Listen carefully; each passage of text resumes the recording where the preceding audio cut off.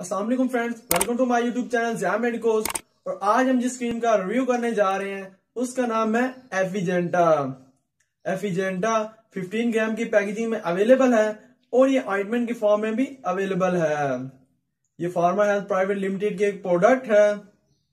अगर इसके साल्ट की बात की जाए तो वो मिक्सचर है बीटा मैथासोन का और जेंटामाइसिन का, जिसमें बीटा मैथासोन 0.05% और gentamicin 0.1% weight by weight added है।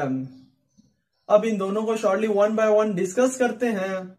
तो जेंटामाइसिन एक अमाइनो ग्लाइकोसाइड एंटीबायोटिक है जो कि बैक्टीरिया की प्रोटीन सिंथेसिस को इनहिबिट करता है, जिससे बैक्टीरियल ग्रोथ नहीं होती और बैक्टीरियल इन्फेक्शन कंट्रोल होता है। बीटा मैथासोन जो कि 0.05% एडिड है एक कॉर्टिकोस्टेरॉइडल कंपोनेंट है जो कि आपकी स्किन में मौजूद नेचुरल सब्सटेंसेस को एक्टिवेट करता है, जो कि रिड्यूस करते हैं स्किन इन्फ्लेमेशन, स्किन रेडनेस और स्किन इचिंग को। अब इसके यूजेज और क्लिनिकल एप्लीकेशन को डिस्कस करते हैं। तो अगर आपको कोई भी एबनॉर्मल स्किन कंडीशन हो, आपको एक्जिमा हो जिसमें आपकी स्किन रेड और इची हो जाती है, साथ ही अगर आपको डर्माटाइटिस हो जिसमें आपकी स्किन इन्फ्लेम्ड हो जाती है और फर्दर ब्लिस्टर और पैचेस अपीयर होते हैं जो कि फर्दर इन्फेक्शन भी काज कर सकते हैं, तो इसके ट्रीटमेंट के लिए इसे रेकमेंड किया जाता है। साथ ही अगर आपको कोई एलर्जिक स्किन कंडीशन हो, एलर्जिक पिंपल्स हो, पस पिंपल्स हो, एक्नी हो, एक्नी स्कार्स हो, तो इसके लिए भी इसे रेकमेंड किया जाता है।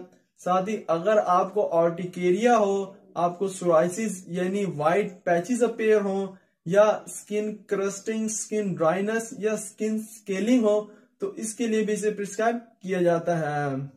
साथ ही इसे बैक्टीरियल इन्फेक्शन जैसे कि एम्पिटीजो हो, फोलिकुलाइटिस हो या पस हो, तो उसके लिए भी इसे प्रिस्क्राइब किया जाता है। अब बात करते हैं कि आपने इसे अप्लाई कैसे करना है। तो आपने इसे अपने स्पेसिफिक एरिया में दिन में एक मर्तबा यूज करना है और इसके बाद इसे ओपन ही रखना है, इससे क्लोज या इसकी ड्रेसिंग नहीं करनी। और आपने इसे सिर्फ और सिर्फ एक्सटर्नली यूज करना है, इसको ओरल कैविटी, आई, नोज, थ्रोट या स्वेलो नहीं करना।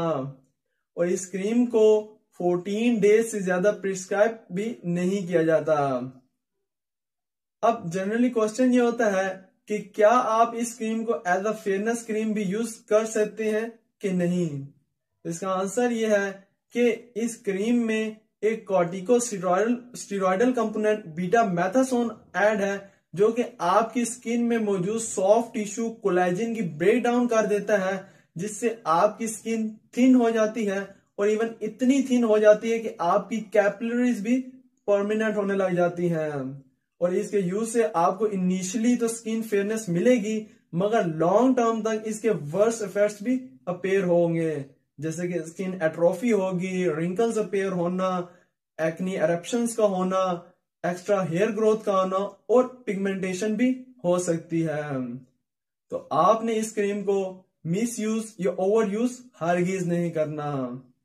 So that's all about that cream, and if my video is informative for you, so please acknowledge my efforts and don't forget to like, subscribe and share with your friends.